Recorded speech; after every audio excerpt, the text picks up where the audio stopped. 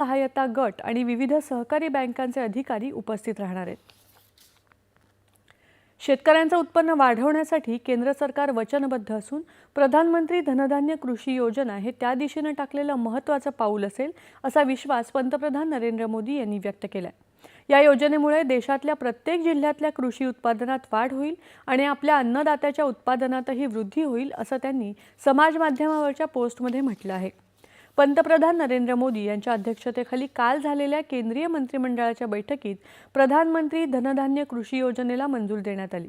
या योजनेसाठी यावर्षी 24,000 कोटी रुपयांची तरतूद करण्यात आली असून देशातल्या कृषी उत्पादकता कमी असलेल्या 100 जिल्ह्यांमध्ये कृषी विकास आणि संलग्न क्षेत्रात ही योजना राबवली जाईल अशी माहिती केंद्रीय मंत्री अश्विनी वैष्णव यांनी दिली। 6 वर्षांसाठीच्या या योजनेअंतर्गत सध्या कृषी क्षेत्रासाठी 11 विभागांच्या ज्या 36 योजना अस्तित्वात आहेत त्यांचं एकत्रीकरण केलं जाईल। यामध्ये राज्यांच्या योजनांचाही समावेश असेल। या योजनेअंतर्गत उत्पादकता वाढवणं, शाश्वत कृषी पद्धती आणि तयार पिकांची साठवणूक अशा उपायांवर भर असेल असंही वैष्णव यांनी सांगितलं। Low productivity, moderate crop density और तीसरा below average credit parameters. Productivity उत्पादकता कम हो जहां पे, तीव्रता कम हो यानी क्रॉप्स कम हो कि बहुत काफी खाली खाली सा एरिया है, क्रॉप ग्रो नहीं हो रहे हैं, और क्रेडिट जो किसान क्रेडिट कार्ड हो या दूसरे जो क्रेडिट के माध्यम है उससे कम पहुंचता हो जिन जिलों में, उसके माध्यम से हो।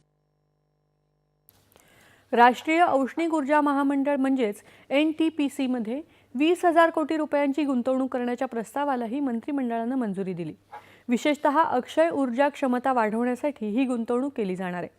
2032 पर्यंत 60 गिगावॅट अक्षय ऊर्जा क्षमतेचं भारताचं उद्दिष्ट आहे। त्याशिवाय अक्षय ऊर्जा क्षेत्रात गती देण्यासाठी NLC इंडिया लिमिटेड या कंपनीला गुंतवणुकीच्या नियमातून विशेष सवलत देण्यास मंजुरी देण्यात आली। त्यामुळे या उपकंपनीत 7,000 कोटी रुपयांपर्यंतची गुंतवणूक करता येणार आहे। मंत्रिमंडळाने काल 2 महत्त्वाचे प्रस्तावही संमत केले। भारताच्या एकूण ऊर्जा निर्मिती क्षमतेत हरित ऊर्जेचा वाटा 50% पोहोचवण्याचं लक्ष्य भारताने 5 वर्ष आधीच म्हणजे 2025 मध्ये साध्य केल्याची माहिती मंत्रिमंडळाला देण्यात आली। भारताने बिगर औष्णिक ऊर्जा क्षमतेचा 50% टप्पा यावर्षी गाठलाय।